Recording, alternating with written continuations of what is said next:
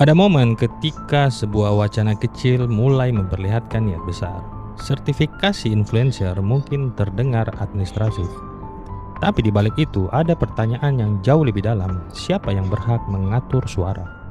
Kita hidup di zaman ketika mikrofon tak lagi ditentukan oleh studio, partai, atau institusi, tapi oleh keberanian seseorang menekan tombol rekam. Suara rakyat lahir dari ruang yang liar, organik, dan kadang kacau. Tapi justru disitulah kejujuran tumbuh. Dan setiap kali ada kebijakan yang mencoba merapikan kebisingan ini, yang hilang biasanya bukan noise-nya, melainkan keberaniannya. Cina bisa menerapkan sertifikasi karena mereka memang membangun ruang digital sebagai koridor yang diawasi. Setiap opini harus lewat pintu, setiap pintu dijaga oleh negara. Logis bagi mereka. Tapi di Indonesia berbeda. Ruang digital kita lahir dari masyarakat yang pernah dibungkam dan memutuskan untuk tidak diam lagi. Informasi di sini tidak mengalir dari atas ke bawah, tapi dari banyak titik kecil yang saling menerangi.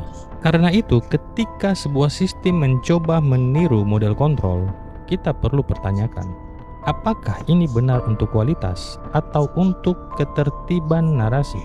Sertifikasi bisa saja jadi alat profesional, tapi ia juga bisa jadi pagar. Dan pagar paling berbahaya adalah pagar yang dibangun perlahan, disamarkan sebagai perlindungan, lalu tiba-tiba mengelilingi kita sepenuhnya. Kualitas konten tidak pernah lahir dari izin birokrasi. Ia lahir dari integritas, keberanian, dan keinginan untuk menghadirkan kebenaran. Meski kebenaran itu tidak enak didengar. Kita harus menjaga satu hal, ruang publik tetap menjadi milik publik. Dorong literasi bukan lisensi. Dorong dialog bukan penyaringan. Dan ketika wacana mulai terasa lebih mengatur daripada memperdayakan, kita tidak boleh diam. Suara yang tidak terlatih seringkali lebih jujur daripada suara yang disertifikasi. Dan pada akhirnya pertanyaan kita tetap sama. Jika kebebasan berbicara harus melewati pintu, lalu siapa yang memegang kuncinya?